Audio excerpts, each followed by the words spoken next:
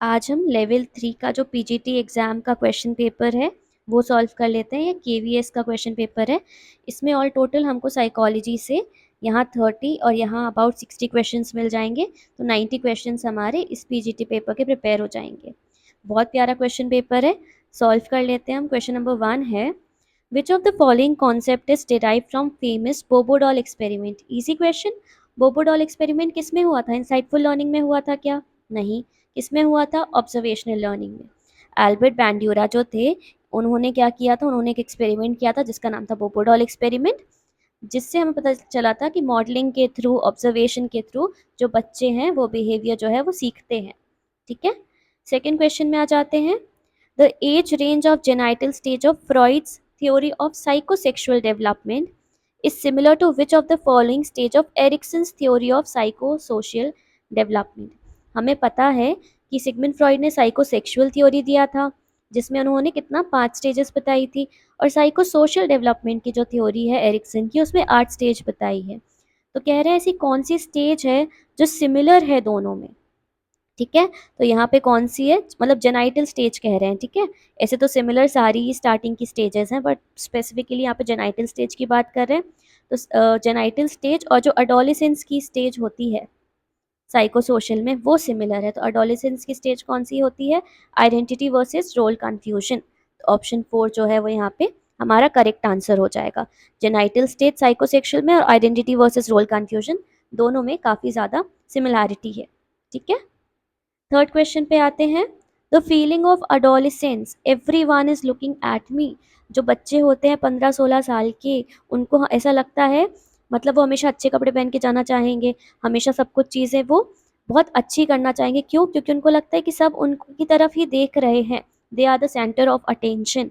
इसको क्या बोलते हैं? इस कॉन्सेप्ट को, इस कॉन्सेप्ट को एनोरेक्सिया नर्वोसा तो कहेंगे नहीं।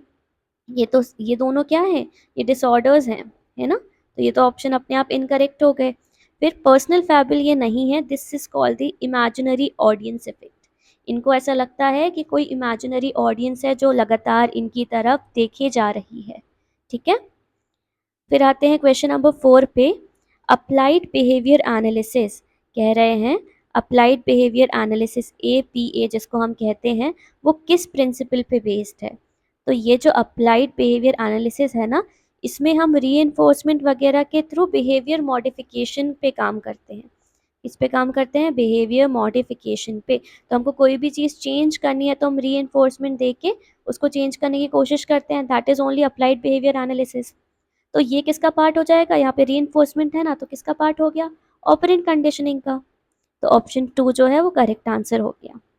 Do let me know operant conditioning का कॉन्सेप्ट किसने दिया है, ये भी पूछ लेते हैं कभी कभी। ठीक है। देन क्वेश्चन नंबर 5 है, young teenagers often believe that they are completely unlike any one else. मतलब उनको लगता है वो दूसरों से बहुत अलग है, बहुत यूनिक है ना। जैसे जैसे बड़े होते हैं तो हमको लगता है अरे नहीं यार, सब सब सेम चीज़ एक्सपीरियंस करते हैं, सबके साथ सेम चीज़ होती है। पर अडोलेसेंस को लगता है, या जो अभी अभी 12-13 साल के हुए हैं, उनको लगता है कि वो एकदम यूनिक है, वो स्पेशल है। इस चीज़ को हम कहते हैं personal fable. This is called as personal fable. Okay. Then option number 6, ये क्वेश्चन हर पेपर में आपको देखने मिलेगा। I have seen this question like 100 now. इतना ज़्यादा इसका मतलब कंसिस्टेंसी इस क्वेश्चन की ख़त्म ही नहीं होती है कि ऑब्जर्वेशनल लर्निंग का जो एक होता है सीक्वेंस, वो क्या है। ठीक है, तो क्या है इसका बता चुके हैं, ARPM ऐसे करके आपको याद कर लेना है। सबसे पहले आता है अटेंशन। ठीक है, आप किसी चीज़ को अटेंशन दे रहे हो, फिर आता है रिटेंशन, आप उसको याद कर रहे हो, फिर आता है प्रोडक्शन या रिप्रोडक्शन भी आप उसको कह सकते हो, एंड लास्ट में होता है मोटिवेशन। ऑप्शन 2 जो है हमारा करेक्ट आंसर हो जाएगा। ये तो आप रट लें। ठीक है, सीक्वेंस को, क्योंकि आता ही है ये क्वेश्चन, काफ़ी देखा हुआ है। 2018 के पेपर में भी दिख रहा है, 2025 के पेपर में भी दिख रहा है ना। तो इसका सीक्वेंस मतलब इसके आने की कंसिस्टेंसी ख़त्म ही नहीं हो रही है। चलिए क्वेश्चन नंबर 7 देख लेते हैं। अच्छा क्वेश्चन है ये। Which of the following statement is not true? सही नहीं है। किसके बारे में? About the theory of cognitive development given by Jean पियाजे। जीन पियाजे की थ्योरी का भी सीक्वेंस पूछ लेते हैं। इन्होंने 4 स्टेजेस दी थी। पहला इन्होंने मतलब पहला वो ऑप्शन कह रहे हैं, it believes that development is a discontinuous process. ये तो ठीक है ना, उन्होंने बोला था कि कॉग्निटिव स्टेजेस जो होती हैं, हमारी डेवलपमेंट की जो स्टेजेस होती है वो 4 होती हैं। कौन कौन सी? Sensory motor, pre operational, concrete operational, formal operational. यहाँ तक कॉग्निटिव डेवलपमेंट होती है। तो डिसकंटिन्यूअस प्रोसेस है वो तो सही है। ये अज्यूम करता है कि children learn through assimilation and accommodation. हाँ, ये दोनों कॉन्सेप्ट भी किसने दिए हैं? जीन पियाजे की थ्योरी में है। एसिमिलेशन होता है, देन अकोमोडेशन होता है, अडाप्टेशन हो जाता है। ठीक है, तो ये भी इन्होंने दिया है। It believes that development is a continuous process. नहीं, ये तो गलत हो गया ना। ये एरिक्सन बिलीव करते थे कि डेवलपमेंट एक कंटिन्यूअस प्रोसेस है, साइको सोशल डेवलपमेंट हमारी हर स्टेज में होती है। तो ये जो है नॉट ट्रू कह रहा है ना, तो ये यहाँ पे करेक्ट हो जाएगा। उसके बाद लास्ट क्या है? It believes that cognitive development takes place in 4 stages. हाँ, 4 स्टेजेस है, इसका सीक्वेंस भी हमको याद करके रखना है। ठीक है, then question number 8, the concept of life space. Life space का कॉन्सेप्ट किसका पार्ट है? कर्ट लुईन की फील्ड थ्योरी का पार्ट है ना। इजी, बहुत इजी है। लुईन की जो साइकोलॉजिकल फील्ड होती है, लाइफ स्पेस होती है, सारे कॉन्सेप्ट कर्ट लेविन की थ्योरी में दिए हुए हैं। ठीक है, then question number 9, what is the relationship between negative reinforcement and punishment. Reinforcement क्या करता है? किसी भी बिहेवियर की प्रोबेबिलिटी को बढ़ाता है। पनिशमेंट किसी भी बिहेवियर की प्रोबेबिलिटी को कम करता है। यही हो जाना चाहिए। ऑप्शन देखते हैं। Both tend to strengthen a response. नहीं, रीइंफोर्समेंट स्ट्रेंथन करेगा और पनिशमेंट क्या करेगा? वीकन करेगा। तो ये तो गलत हो गया। Both tend to weaken a response, नहीं, ये भी गलत हो गया। Negative reinforcement strengthens a response, हाँ, whereas punishment weakens a response, यही सही हो गया। ठीक है, क्या होता है रीइंफोर्समेंट में? किसी भी बिहेवियर की प्रोबेबिलिटी बढ़ जाएगी। पॉजिटिव में हम कुछ चीज़ ऐड करेंगे जिससे वो बिहेवियर की प्रोबेबिलिटी बढ़ जाएगी, और नेगेटिव में हम कुछ चीज़ रिमूव कर देंगे, कुछ अनप्लेजेंट स्टिमुलस रिमूव कर देंगे जिससे बिहेवियर की प्रोबेबिलिटी बढ़ जाएगी। सिमिलरली पनिशमेंट में जस्ट ऑपोजिट होता है। बिहेवियर की प्रोबेबिलिटी हमको रिड्यूस करनी है, कुछ चीज़ ऐड कर देंगे, कुछ पनिशमेंट, कुछ अनप्लेजेंट ऐड कर देंगे, और कुछ प्लेजेंट जो है वो रिमूव कर देंगे। किसमें? नेगेटिव पनिशमेंट में। ठीक है, और यहाँ पे पॉजिटिव पनिशमेंट। तो यहाँ पे तो क्लियर हो गया। अगर आपको कंफ्यूजन है अभी भी रीइंफोर्समेंट पॉजिटिव और नेगेटिव, और पनिशमेंट पॉजिटिव और नेगेटिव में, तो do let me know, I make a separate video. काफ़ी इजी कॉन्सेप्ट है, पर बहुत ज़्यादा लोग क्या हो जाते हैं, इसमें कंफ्यूज हो जाते हैं। ठीक है, क्वेश्चन 10 है, if one activity occurs more often than other it can be use to reinforce the activity that occurs less often. ये तो डेफिनेशन दे दी डायरेक्ट। किसकी डेफिनेशन है ये? इसको हम कहते हैं प्रीमैक्स प्रिंसिपल। ठीक है, this is called as Premack's principle. अगर बच्चा होमवर्क नहीं कर रहा है और उसको गेमिंग में बहुत इंटरेस्ट है, तो हम उससे बोल देंगे कि जब आप होमवर्क कंप्लीट करोगे तो हम आपको गेम खेले देंगे। ठीक है, this is only the example of Premack's principle. Then next question, which of the following is not an example of fixed interval schedule of reinforcement? Fixed का मतलब हर एक टाइम इंटरवल पे, हर एक टाइम के बाद रीइंफोर्समेंट हो रहा है। जैसे हर मंथ हमको सैलरी मिल रही है, या हर 15 दिन में हमको एक छुट्टी मिल रही है। इस तरीके को हम क्या कहते हैं? Fixed interval schedule. इसी की तरह, इसी के अलावा वेरिएबल इंटरवल शेड्यूल भी होता है, देन फिक्स्ड रेशियो शेड्यूल भी होता है, और वेरिएबल रेशियो भी होता है। 4 ये बहुत कॉमन है। ठीक है, तो हमसे सबसे पहले ऑप्शन क्या कह रहे हैं? Getting salary after every month. हर मंथ के बाद आपको सैलरी मिल रही है, तो क्या हो गया? फिक्स इंटरवल हो गया। डायलिंग अ बिजी नंबर, नहीं, इसकी क्या प्रोबेबिलिटी है कि कब उसका फ़ोन जो है वो पिक होगा? तो dialling a busy number is not a fixed interval schedule. Then having a periodic dental checkup, हाँ, हर एक पीरियड ऑफ टाइम के बाद डेंटल चेकअप हो रहा है, तो ये भी होगा। गेटिंग इंक्रीमेंट एवरी ईयर, हर साल मिल रहा है, तो फिक्स्ड ही है ना, फिक्स टाइम इंटरवल के बाद हो रहा है, तो सारे होंगे except dialling a busy number, क्योंकि कुछ प्रोबेबिलिटी नहीं है कि 1 घंटे बाद कॉल उठेगी या 2 घंटे बाद कॉल उठेगी या कभी उठेगी ही नहीं, है ना। Then question 12, which of the following option is not a characteristic of autism spectrum disorder. जिनको ऑटिज्म होता है, जिन बच्चों को, उनमें क्या चीज़ है जो हमें देखने नहीं मिलती है? क्या उनमें विजन और हियरिंग में प्रॉब्लम होती है? नहीं। वो जो जिन बच्चों को ऑटिज्म होता है, ऐसा थोड़ी है कि उनको सही से दिखता नहीं है या उनको अच्छे से सुनाई नहीं देता, तो यही गलत हो जाएगा ना। प्रॉब्लम इन सोशल इंटरेक्शन, हाँ, उनको लोगों से मिलने जुलने में, बातचीत करने में दिक्कत होती है, उनको वर्बल बोल के या बिना बोले इशारे से कम्युनिकेट करने में दिक्कत होती है, रिपीटेटिव बिहेवियर जो है उनका रहता ही है।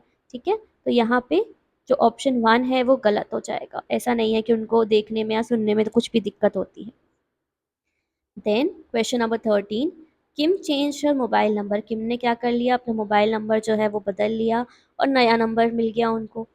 जब कोई उन when someone asked her new number, जब कोई उनसे उनका न्यू नंबर के बारे में पूछता है, she would recall only 3 digits of her new mobile number। पहले ओल्ड नंबर था, अब न्यू हो गया है, लेकिन न्यू नंबर बहुत अच्छे से याद नहीं है क्योंकि पुराना नंबर जो है वो इंटरफेरेंस कर रहा है। This will be the example of what, proactive interference.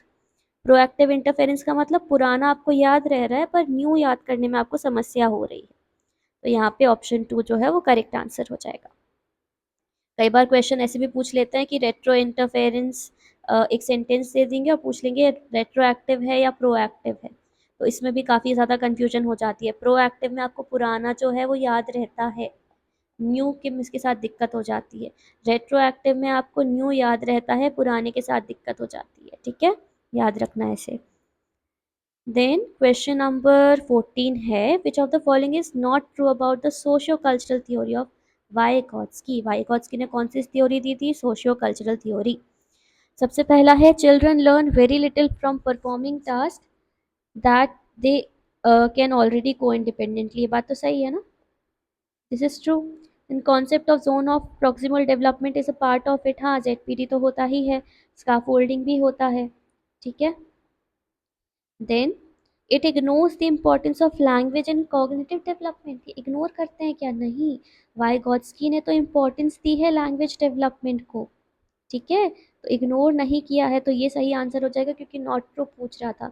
इन्होंने इम्पोर्टेंस दिया है, इन्होंने सेंट्रल आइडिया होता है कॉग्निटिव डेवलपमेंट का क्या, लैंग्वेज डेवलपमेंट, ये बोला है। So this is the correct answer, option number 3। Then question number 15, as classified by Bloom. Bloom के टेक्सोनोमी से भी एक क्वेश्चन है, which of the following is not a sub domain of cognitive domain. Bloom के taxonomy में, जो इनकी taxonomy थी, इसमें 3 डोमेन्स की बात करी है इन्होंने। उसमें कह रहे हैं कॉग्निटिव डोमेन का कौन सा पार्ट नहीं है, तो एप्लीकेशन तो है, सिंथेसिस भी है, एनालिसिस भी है। रिस्पॉन्डिंग जो है वो कॉग्निटिव डोमेन का पार्ट नहीं है, responding is a part of affective domain. ठीक है, चलिए 16 number question, which one of the following is not controlled by prefrontal cortex of brain। Prefrontal cortex जो हमारे ब्रेन का होता है वो क्या करता है, हायर फंक्शंस करता है, हायर एग्जीक्यूटिव फंक्शंस करता है एक्चुअली। ठीक है, तो बॉडी मूवमेंट है क्या हायर एग्जीक्यूटिव फंक्शन, हाँ। थिंकिंग भी है, प्रॉब्लम सॉल्विंग भी है। विजन एंड हियरिंग नहीं है। ठीक है, तो विजन एंड हियरिंग इनकरेक्ट होगा। विजन कौन करता है, ऑसिपिटल लोब। ठीक है, और हियरिंग कौन करता है, हियरिंग किसका पार्ट है, हियरिंग है टेम्पोरल लोब का पार्ट। ठीक है, टेम्पोरल लोब का। अगर ऑडिटरी फंक्शन जिसको हम कह देते हैं, इसका एक सेपरेट ना शॉर्ट बना हुआ है चैनल में, अगर आपने नहीं देखा तो जाके देख सकते हैं, 1.5-2 मिनट का है, जिसमें 4 लोब्स जो होते हैं ना, चारों के फंक्शंस बहुत अच्छे से बताए हुए हैं। Okay, then question number 17, which one of the following is not true about day dreaming among adolescents. Day dreaming तो सिर्फ ऐसा नहीं है ना अडोलेसेंट्स करते हैं, हम भी तो करते हैं। कभी कभी बस बैठ के सोचने लगते हैं कि अगर ऐसा करेंगे तो कैसे होगा, कि अगर किसी मूवी के हम ही हीरो बन गए तो क्या होगा, that is only day dreaming. तो जो अडोलेसेंस में होती है उसका, उसके बारे में क्या सही नहीं है कह रहे हैं। It is a form of active play, हाँ, एक तरीके से गेम ही है ना, प्ले है, ये सक्रिय खेल का ही एक प्रकार है। Yes, then the roles of adolescence adopt in a daydreaming are heroic. हाँ, वो अपने आप को तो हीरो के जैसे ही करते हैं ना, अलग अलग रोल प्ले कर लेते हैं वो, दिन के हिसाब से अलग अलग रोल्स में वो घुस जाते हैं। ठीक है, it involves more physical activity than mental. नहीं, फिजिकल एक्टिविटी तो होगी ही नहीं ना, वो एक जगह बैठ के सोच रहे हैं, that is only day dreaming. एक जगह बैठ गए हैं और बस ख्याली पुलाव पका रहे हैं वो, तो ये जो है ये गलत हो जाएगा क्योंकि नॉट ट्रू कह रहे हैं। Involves more physical activity than mental, नहीं, एक्चुअली मेंटल एक्टिविटी ज़्यादा होती है इसमें। तो जो फोर्थ है ना वो सही हो जाएगा कि it involves more mental activity than physical. तो ये तीनों सही है, ऑप्शन 3 जो है वो गलत है। Then question number 18, a teenager feels that no one has ever been as deeply in love as he is, ये तो सेम क्वेश्चन हो गया ना। ऐसा क्वेश्चन एक था ना जिसमें पर्सनल फैबिल था। देयर वाज अ क्वेश्चन, हाँ ये देखिए, ये क्वेश्चन की young teenagers believe that they are completely unlike anyone else, वो दूसरों से बहुत अलग हैं। और यहाँ पे भी यही हो रहा है। यहाँ पे क्या हो रहा है, एक टीनेजर को लग रहा है कि जैसे उसने प्यार को महसूस किया वैसे कोई और कर ही नहीं सकता, वो एकदम यूनिक फीलिंग्स हैं, वो एकदम यूनिक इमोशंस हैं, और किसी ने भी दूसरे इंसान ने ऐसा कभी महसूस नहीं किया होगा। अगेन ये क्या है, पर्सनल फैबिल है। ठीक है, दिस इज पर्सनल फैबिल।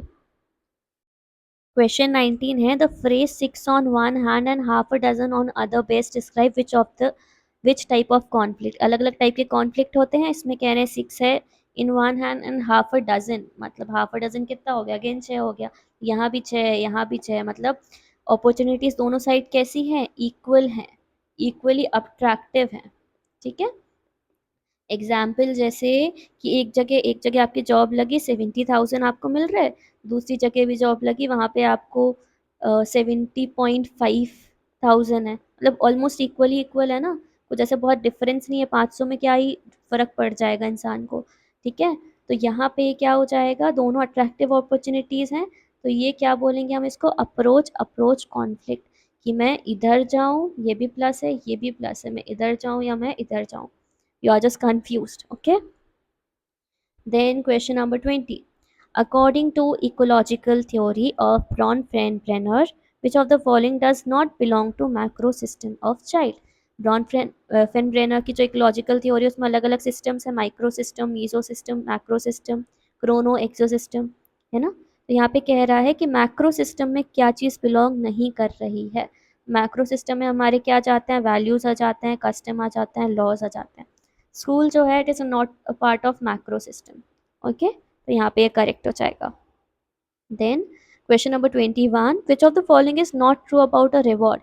रिवॉर्ड के बारे में क्या सही नहीं है, क्या एक ब्राइब का तरीका है, यही गलत हो गया ना, ब्राइब थोड़ी है, ये तो एक लर्निंग के लिए एक टेक्निक है।